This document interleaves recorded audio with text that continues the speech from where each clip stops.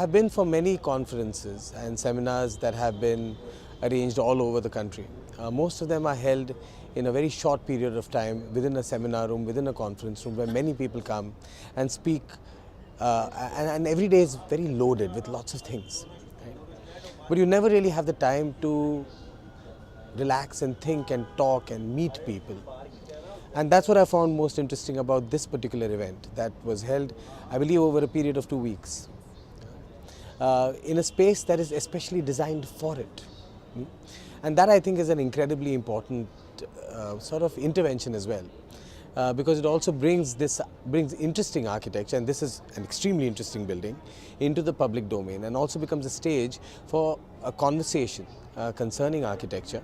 And a lot of people then walk by, coming in and listening to those noises. So I found this really, really beautiful. I also like the fact that because of the length of the event, the opportunity to make not just serious conversation, but also sometimes inconsequential conversations, or rather conversations that are more personal perhaps, is also possible within an environment like this. And of course, this time of the year in Delhi is absolutely beautiful, so that is also a wonderful thing about it.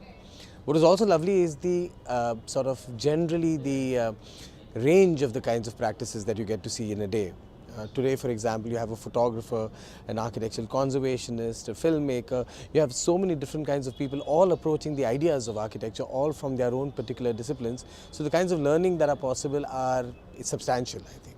So I'm extremely happy. I thought it was a very, very interesting and unique sort of event, and I think that is something that we should definitely recognize. So this is a kind of contentious relationship very often that in fact in yesterday's discussion you could see that tension between these two disciplines, because in many ways there are two completely independent disciplines, but architecture has this sort of strange relationship with photography, where it believes that photography should be in the service of architecture, or photography is supposed to represent architecture.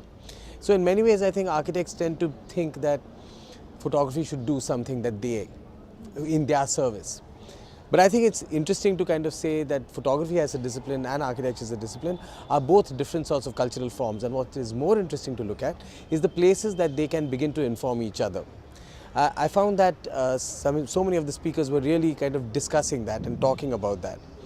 So what was interesting, for example, is this way in which many architects felt that the work that they do was so much more than merely what the image was able to portray.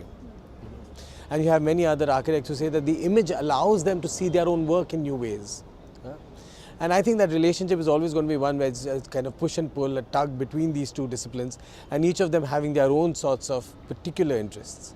The exhibition is also quite interesting. I think it has all these different sorts of buildings, all photographed in different ways. You also have a little exhibition on the outside of the black box, and I think that it kind of starts talking about these questions. Today's presentation by Samira, for example, was looking at how she used photography itself as a way in which she can start thinking about form in new ways, and I think that is also an interesting way in which this relationship is being conceived. I don't think it's true that architecture is not being celebrated. Okay? Or rather, I would say the building industry is currently being celebrated.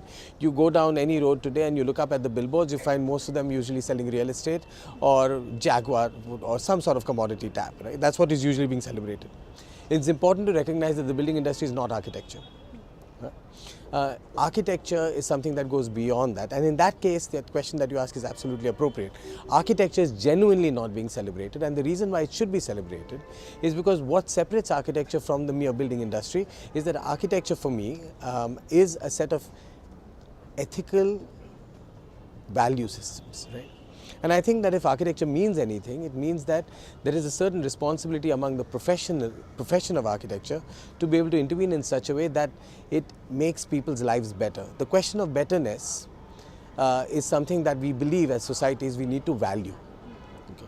And if architecture means that it represents a set of ethical values, then I do believe that it's essential for us to celebrate architecture.